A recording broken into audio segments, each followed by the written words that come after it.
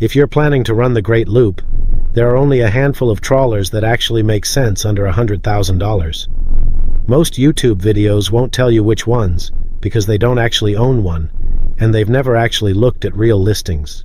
I'm about to walk you through the 5 best options, ranked from budget-friendly to bulletproof, plus one bonus boat at the end that almost nobody talks about. I'll tell you exactly which one I'd buy first, what to watch out for when you're inspecting one, and what it actually costs to run these boats month to month.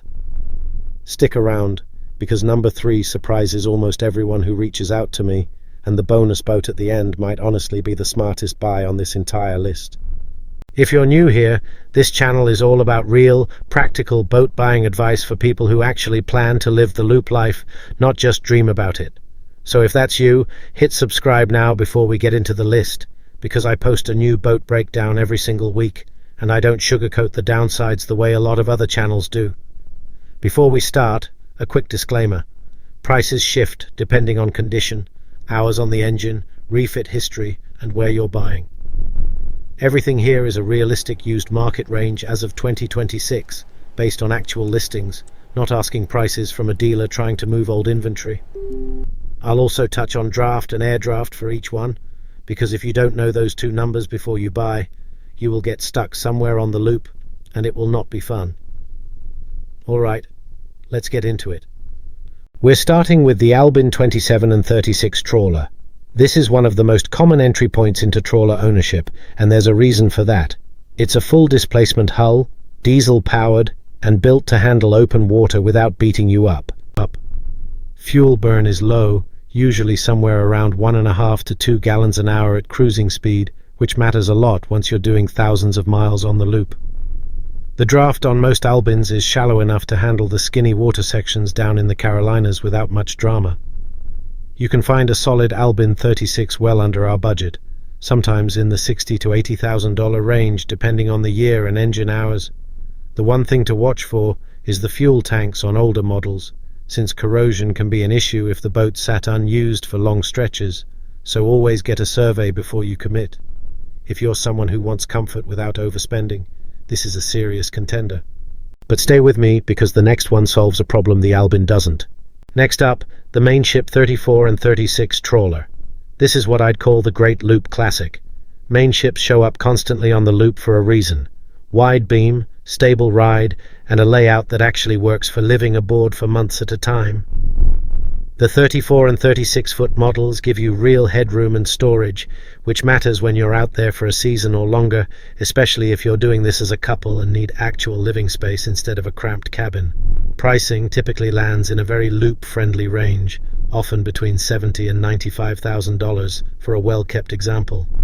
Parts and service knowledge for this boat are everywhere, which makes ownership a lot less stressful, since you're never far from someone who's worked on one before.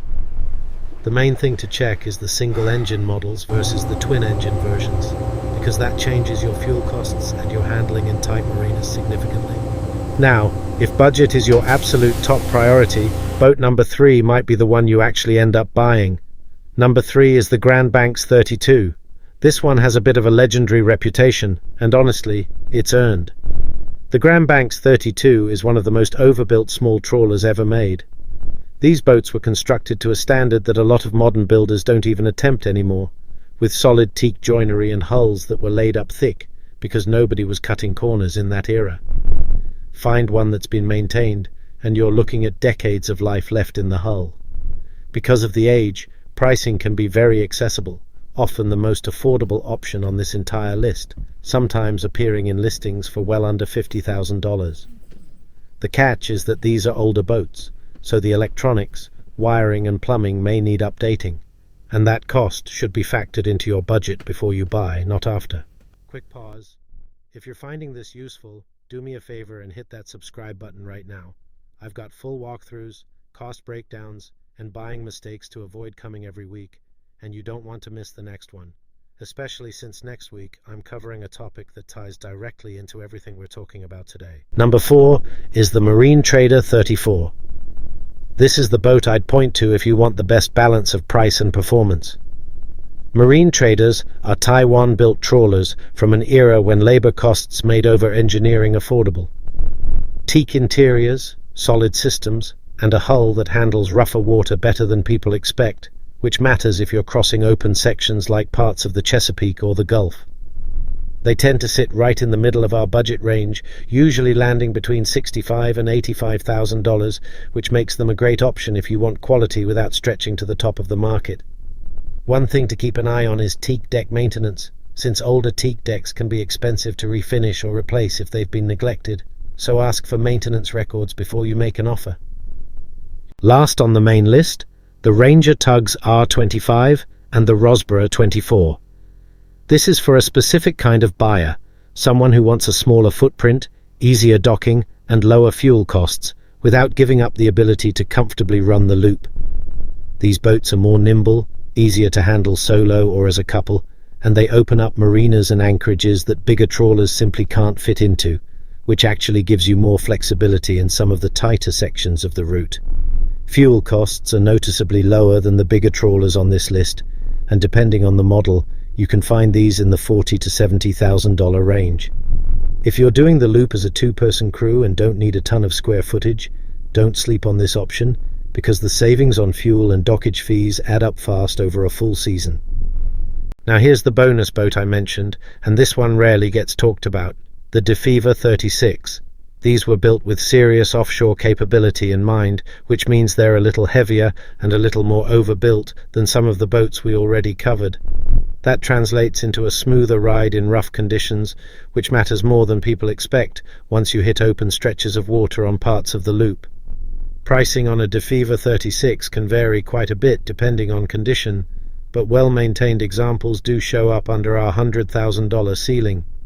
If you want a boat that feels like it can handle more than the loop throws at it, this is worth putting on your list. So that's the full lineup. 6 real buyable trawlers under $100,000 that can actually get you around the Great Loop, from the budget-friendly Grand Banks all the way up to the more capable DeFever. If I had to pick just one to start with, I'd lean toward the Mainship or the Grand Banks, depending on whether you want more space or more affordability.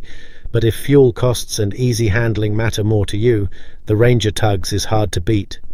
Let me know in the comments which one you'd choose, and if you want me to do a full deep dive on any of these 6, tell me down there and I'll make it happen, because I read every single comment on these videos. If this video helped you, hit subscribe, tap that notification bell, and I'll see you in the next one, where we're going to break down exactly what a full season on the Great Loop actually costs, fuel, dockage, and everything in between. Thanks for watching. See you next time.